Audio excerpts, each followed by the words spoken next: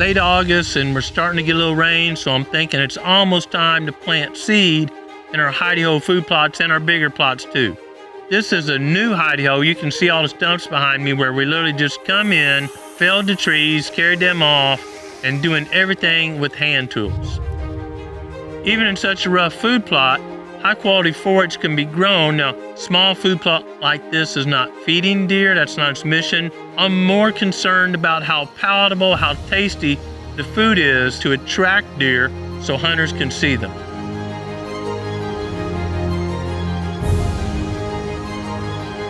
Palatability of forage crops is largely determined by the quality of the soil. And the first thing we look at is soil's pH. It's one of the easiest to correct and most often ignored. In hardwood stands like this, where there's hardwood limbs and leaves decomposing, that soil pH is often 5, maybe up to 6. And I'm not going to get too deep into science, but let's think about soil pH or pH in general. It goes from 0 to 14. pH is on a base 10 or logarithmic scale. The difference between 5 and 6 is 10-fold. The difference between 5 and 7 is 100-fold. Now I'm using 5, 6, and 7 because I expect these soils based on past soil tests. They're starting about 5, 5.1, 5.2. And plants grow the best, almost all plants grow the best at about 6.5 to 7. A lot of them at 6.5. And the reason is, at 6.5, when the soil's pH is 6.5, the other nutrients that are in the soil, phosphorus, potassium, boron, whatever, are more available for the plant to take. If you get too acidic, that acid has strong bonds and it will bind to those other elements so tightly a plant can't get them. Or if it's too basic, your pH is 8, 9, 10. Basic is on the upper end of the scale. Same thing. Those minerals will be bound so tight to other minerals that a plant can't get them. So, in a practical sense, right now, a 40-pound bag of lime at whatever garden store you go to is about $5 a bag. It used to be $1, but we know everything's higher this year. But a bag of fertilizer, a 40-pound bag of triple 10 or triple 13, is about $25 to $30 a bag. A lot of those nutrients are in the soil, but they're bound up with other nutrients because the pH is so low. So by adding a couple of $5 bags of lime, I can make other nutrients available and greatly reduce the amount of $25 fertilizer I need to produce an attractive crop. Now, we're way back in the sticks, barely get a pickup in here. There's no way to get an ag lime truck in here. And ag lime, most of it around America, is ground fairly coarse.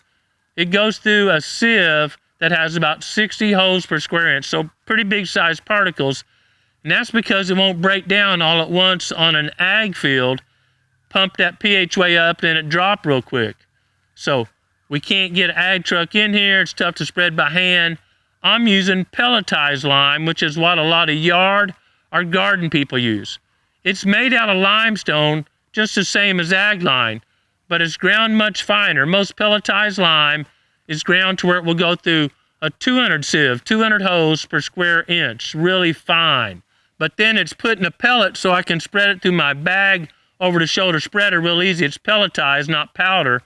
And it's just put together, the real fine dust is put together with a water-soluble adhesive, a water-soluble glue. So got these little pellets in there that are easy to spread like fertilizer.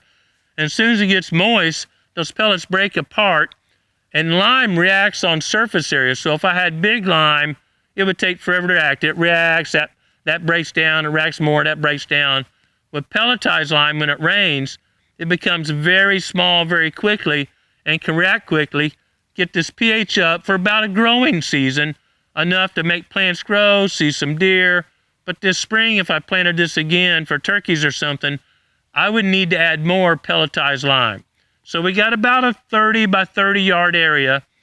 2 bags or $10 worth of lime and some sweat equity is plenty to raise this pH, keep it up long enough for these plants to grow, attract deer, and it saves me trying to get an ag truck back in here. It's a perfect solution for small food plots. You can do it by hand, and it's inexpensive and it's effective. Growing Deer is brought to you by Bass Pro Shops and Cabela's. Also by Green Cover Food Plots, Winchester, Lacrosse Footwear, Moultrie Mobile, Fleet Outdoor Apparel, Morel Targets, RTP Outdoors, Fourth Arrow, Hunt Stand, Scorpion Venom Archery, Case IH Tractors, Ward Laboratories, Burris Optics, National Land Realty, G5 Broadheads, Prime Bows, and Redneck Hunting Blinds.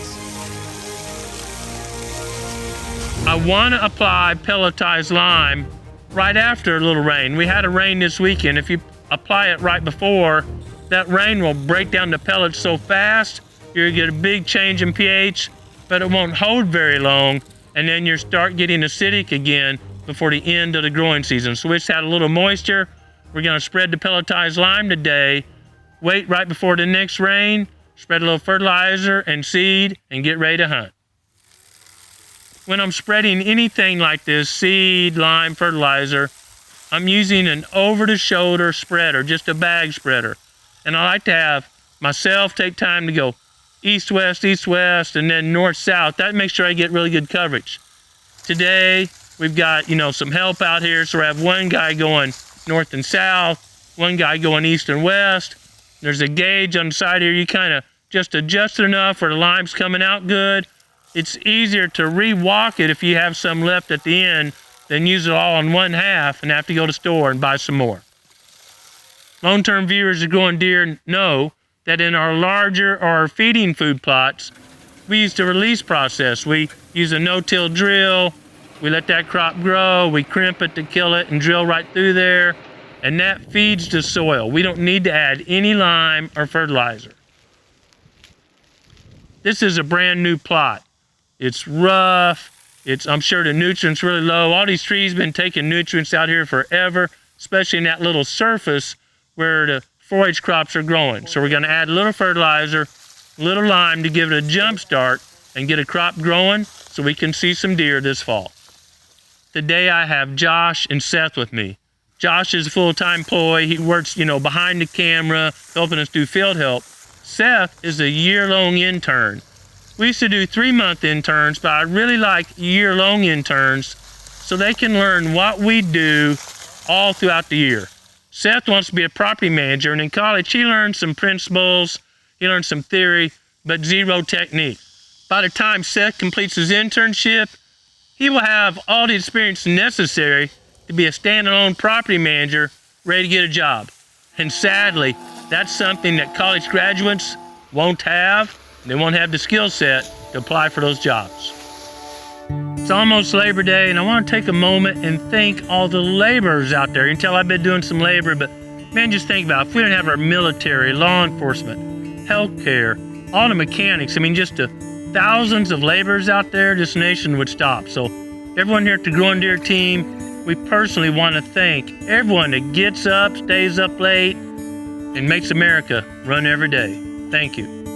Every day is a little bit closer to deer season, and doing these projects is a great way to get outside and understand more and enjoy creation. But more importantly, I want you to take time every day to be still and intentionally seek the Creator's will for your life.